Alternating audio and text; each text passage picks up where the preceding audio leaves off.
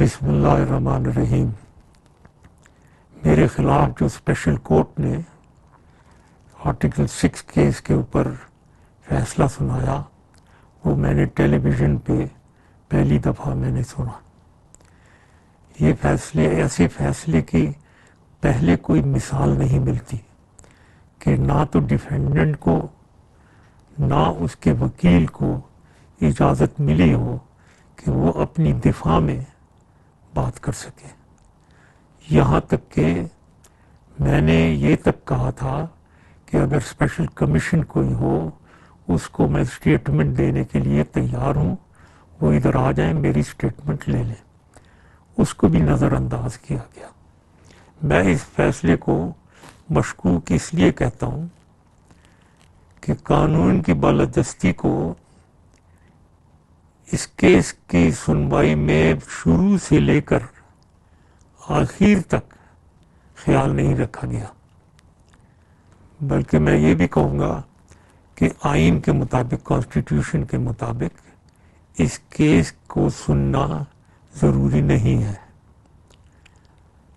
لیکن یہ کیس صرف کچھ لوگوں کی میرے خلاف ذاتی عداوت کی وجہ سے اس کیس کو ٹیک اپ کیا گیا اور سنا گیا، اور یہ ایک فرد واحد کو ٹارگٹ کیا گیا، اور ان لوگوں نے ٹارگٹ کیا جو اونچے عہدوں پہ فائز ہیں اور اپنے عہدے کی غلط استعمال کرتے ہیں۔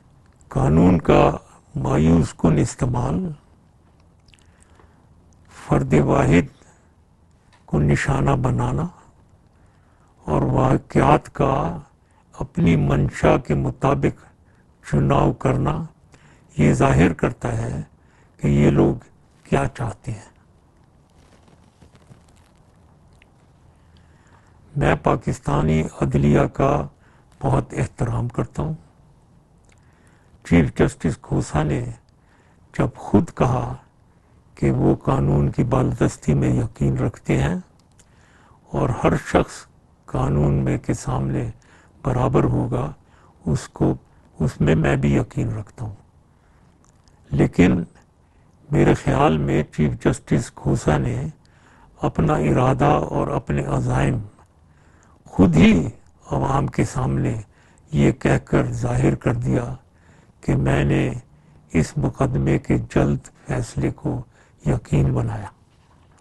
کیسے وہ جج جنہوں نے میرے زمانے میں اپنے لیے فوائد اٹھائے ہوں میرے ہی خلاف ججمنٹ دے سکتے ہیں؟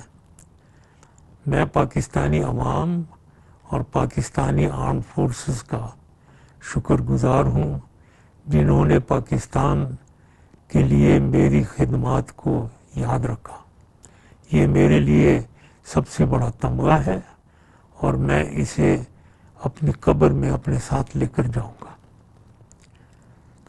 میں اپنا اگلا لائحہ عمل اپنی قانونی ٹیم کے سے مشاورت کے بعد فیصلہ کروں گا، اور مجھے پاکستانی عدلیہ اور پر اعتماد ہے کہ وہ انصاف دیں گے اور قانون کی بالادستی کو مد نظر رکھیں گے۔